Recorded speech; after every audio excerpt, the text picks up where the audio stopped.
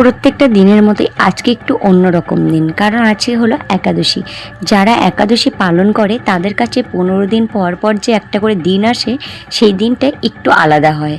সকালবেলা সমস্ত কাজকর্ম আমার হয়ে গেছে, তারপর কিন্তু আসলাম পুজো দিতে।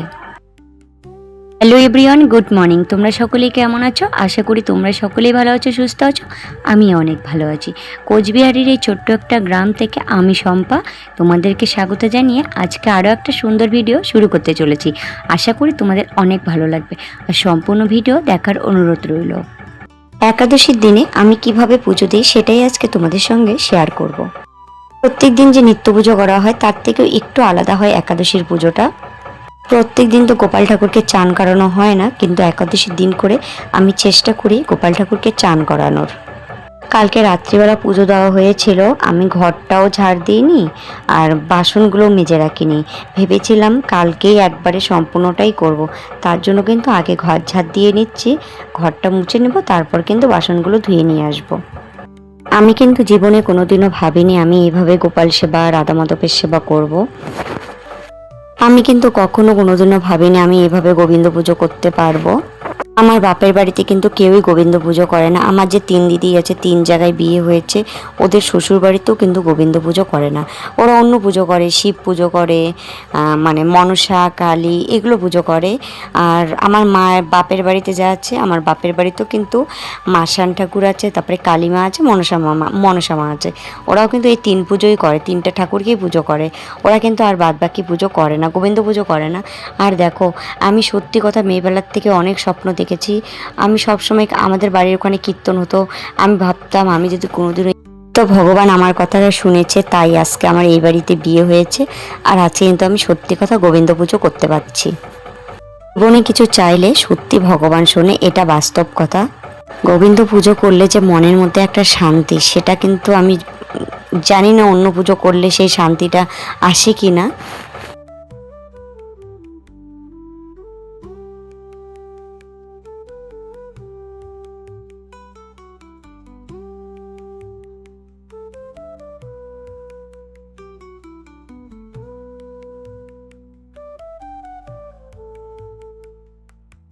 যে বালতিটা ধুচ্ছি সেই বালতিটা কিন্তু আমার মেয়ে স্কুলে খেলাতে পেয়েছিল। যখন স্কুলে খেলা দিতে গিয়েছিল তখনই আমাকে বলেছিল, মা আমি যদি প্রাইজ পাই এই বালতিটা, তাহলে কিন্তু তুমি ঠাকুর ঘরে নিবে। সত্যি কথা, ঠাকুর ওর মনের ইচ্ছাটা পূর্ণ করে দিয়েছে। ও কিন্তু একদম 3টা খেলা দিয়েছে, 3টা খেলার মধ্যেই প্রাইজ পেয়েছে। 2টা ফার্স্ট প্রাইজ পেয়েছে, একটা সেকেন্ড প্রাইজ পেয়েছে। যখন বাড়িতে আসতেছিল তখনই ওর ঠাম্মাকে দিয়ে এসেছে একটা বালতি। ওর ঠাম্মা তো গোপাল পুজো করে, ওর ঠাম্মাকে বলেছে, ঠাম্মা তুমি এই বালতিটা দিয়ে ঠাকুরকে চান করাবা, ঠাকুরের জল তুলে নিবা। ওর ঠাম্মা বলে কি, তোর এত ভাব না, আমরা তো একদম অবাক হয়ে যাই। বাচ্চারা কিন্তু দেখেই শেখে, কারণ ও ছোটোবেলার থেকে দেখেছে ওর ঠাম্মা পুজো করে, তারপরে হলো বুড়ি বম্মা পুজো করে, মানে আমার ঠাম্মা শাশুড়ি পুজো করি, এগুলো দেখে দেখেই কিন্তু ওর ছোটোবেলার থেকে আর কি পুজোর দিকে ভালোবাসাটা ওর মনে আর কি জেগে উঠছে। এখন কিন্তু মেয়েকেও পুজো করা শেখাচ্ছি। সকালবেলা পুজোটা দেয় না, সকালবেলা একটু নিয়মটা বেশি থাকে, তার জন্য কিন্তু সন্ধ্যার পুজোটা এখন মাঝে মাঝে একটু দেওয়ার চেষ্টা করে। বাচ্চারা কিন্তু ছোটোবেলা থেকে যেই জিনিসটা দেখে সেই জিনিসটাই কিন্তু বাচ্চারা শেখে। আমি যদি মেলায় কখনো যাই তাহলে কিন্তু আগে ভাবি ঠাকুরের জন্য কী নেব, সেই ভাবনাটা কিন্তু আমার মেয়ের মধ্যেও এখন এসে গেছে। আমাদের বাড়িতে যদি কোনো জিনিস আর কি প্রথম নিয়ে আসা হয়, সেই জিনিসটা কিন্তু ঠাকুরের জন্য ওই প্রথমে রাখে। তারপর ওর বাবা যদি ফলমূল কোনো নিয়ে আসে, তারপরে মিষ্টি নিয়ে আসে, আগে কিন্তু আমাকে বলবে, মা আমি গোপাল ঠাকুরের জন্য কোনটা রাখবো সেটা আগে বলো। কিন্তু চন্দন বাটবো, তার জন্য কিন্তু চন্দন পাটাটা ধুয়ে নিলাম আর দিলাম কিন্তু অঘ্রু। আর নিত্যদিনের পুজোর মধ্যে না অঘ্রুটা আমি ব্যবহার করি। শিব ঠাকুরকে চান করিয়ে নিলাম, বৃন্দা দেবীকে চান করে নিলাম। একাদশীর দিন করে কিন্তু আমি সকাল সকালই ঘুম থেকে ওঠার চেষ্টা করি, কারণ আমার একটু সেই দিনটা পুজো দিতে একটু সময় লাগে। অনেক সময় রাত্রিবেলা অনেক কাজ করে রাখি, ধরো বাসনগুলো, এঁটো বাসনগুলো মেজে রাখি, রান্নাঘরটা মুছে রাখি, তাহলে কিন্তু সকালবেলাটা উঠান ঝাড় দিয়ে চান করে ঘর মুছেই কিন্তু চলে আসা যায় পুজোর ঘরে। এখন কিন্তু গোপাল সোনাকে চান করাবো, আর আমি কিন্তু মন্ত্র করে নেব, ওং নমো ভগবতী বাসুদেবায় নমো, আর হরে কৃষ্ণ কৃষ্ণ কৃষ্ণ হরে হরে, হরে রাম রাম রাম হরে হরে। সেইভাবে তো এখনো কোনো মন্ত্র শেখা হয়নি।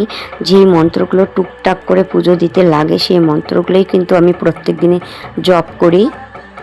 প্রথমে কিন্তু আমি একদম নর্মাল জল দিয়ে চান করিয়ে দিলাম, আর জলের মধ্যে তুলসীর পাতা দিয়েছিলাম, ফুল দিয়েছি আর অঘ্রু দিয়েছি, এগুলো দিয়েই কিন্তু চান করাবো। আর এই যে গঙ্গার জল দিচ্ছি, এগুলো কিন্তু গঙ্গার জল দিয়ে চান করাচ্ছি, আর শঙ্কর জল দিয়েও চান করাবো।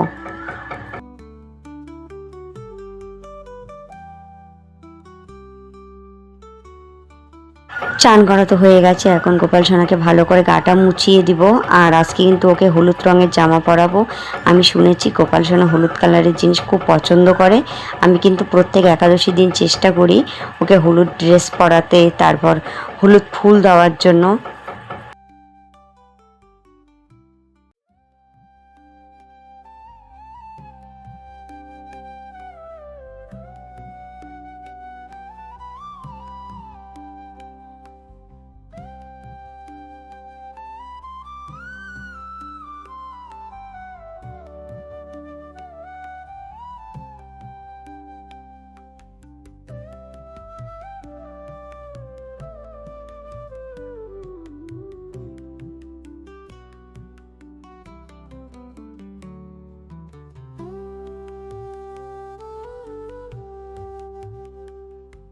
কিন্তু রাধা মাধবকে, গৌর নিতাইকে, এদেরকে কিন্তু আমি স্মরণে চান করিয়ে নিয়েছিলাম। আর এখন কিন্তু আমি চন্দন দিয়ে দিব, তারপর কিন্তু তুলসীর পাতা সবার চরণে চরণে দিয়ে দিব। এবছর কিন্তু এখনো ঠাকুরকে কাঁঠাল দেওয়া হয়নি, আজকে ফার্স্ট টাইম কাঁঠাল দিব ঠাকুরকে। ভাবলাম ঘরে কাঁঠাল আছে, তা আজকে একাদশী, আজকে ঠাকুরকে একটু কাঁঠাল দেওয়াই যাক। মেয়ে রেডি হয়ে গেছে, স্কুলে যাবে। ও কিন্তু চুল বাঁধতে পারে না, তার জন্য কিন্তু চিরুনি নিয়ে এসেছে, আমাকে বলতেছে তুমি আমাকে তাড়াতাড়ি চুলটা বেঁধে দাও, আমার সময় পার হয়ে যাচ্ছে। আমি কিন্তু সত্যিকারে জানি না আমি সত্যি পুজো দিতে পারি কি না।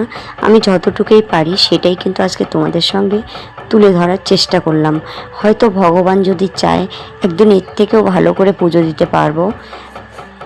আজকে বেশি ফুল তুলতে পারিনি, শুধু লাল ফুল তুলেছি আর কয়েকটা সাদা ফুল তুলেছি। আর ভিতরে ঢুকিনি, কালকে বৃষ্টি হয়েছিল তো একদম মানে ভেজা ভেজা ছিল। চান করে ফুল তুলতে গিয়েছিলাম তো একদম নাইটি নুইটি ভিজে যাচ্ছিল, তার জন্য কিন্তু আর ভিতরে ঢুকে ফুল তুলিনি। আর হলুদ ফুল ফুটেছে একদম গাছের উপরে, ওই হলুদ ফুলগুলো না আজকে পাততে পারিনি।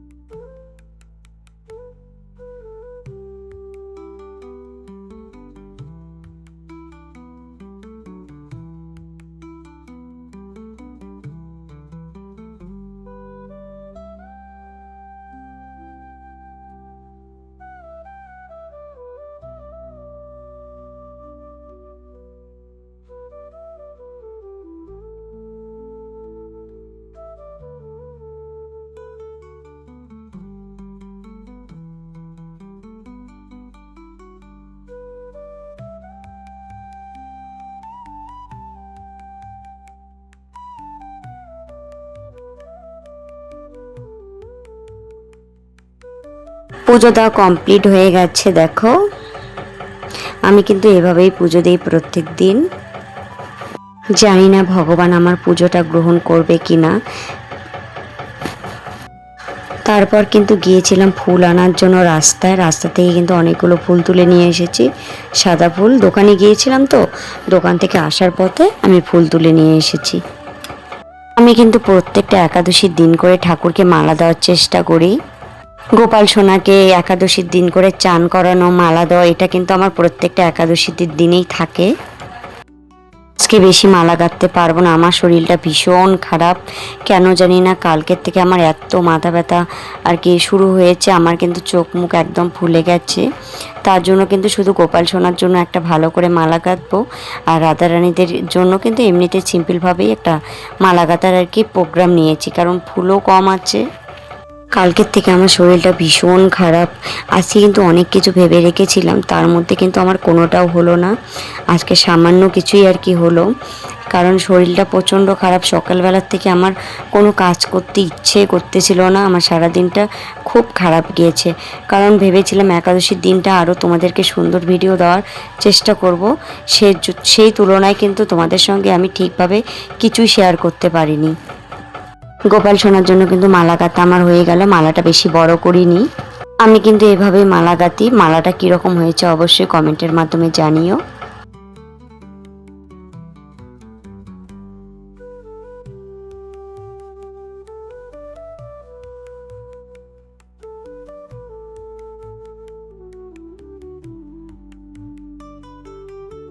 যখন আমি গোপাল সোনাকে মালাটা পরাচ্ছি তখন কিন্তু আমি গোপাল সোনাকে বলেছি, সোনা তোমার জন্য আমি একটা মালা গেঁথেছি, দেখো তো তোমার মালাটা পছন্দ হয় কি না।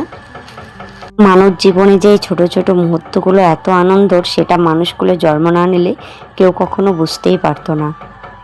হয়তো আমার গোপাল সোনাকে মালাটা পরে আরও বেশি সুন্দর লাগছে, আমার চোখে তো মনে হচ্ছে যে সত্যিকারে অনেক সুন্দর লাগছে। রাধা মাধবের জন্য কিন্তু মালা গেঁথেছি, আর মালাটা কিন্তু খুব সিম্পলভাবেই গেঁথেছি, কারণ ফুল অনেক কম এনেছিলাম তো, আর ওই মালাগুলো গাঁথতে না অনেকগুলো ফুল লাগে।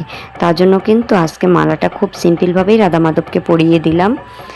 বললাম যে মনে কিছু নিও না, তোমাদেরকে খুব সিম্পলভাবে মালা গেঁথে দিয়েছি, এই অন্যদিন আরও সুন্দর করে মালা গেঁথে তোমাদেরকে পরিয়ে দেবো। তাহলে চলো বন্ধুরা, ভিডিওটা আর বড় করবো না। আজকে একাদশীর দিনের পুজোটা তোমাদের কীরকম লেগেছে অবশ্যই কিন্তু কমেন্টের মাধ্যমে জানিও, আর চ্যানেলটাকে সাবস্ক্রাইব করে দিও, একটা লাইক করে দিও আমার নতুন বন্ধু হওয়ার জন্য।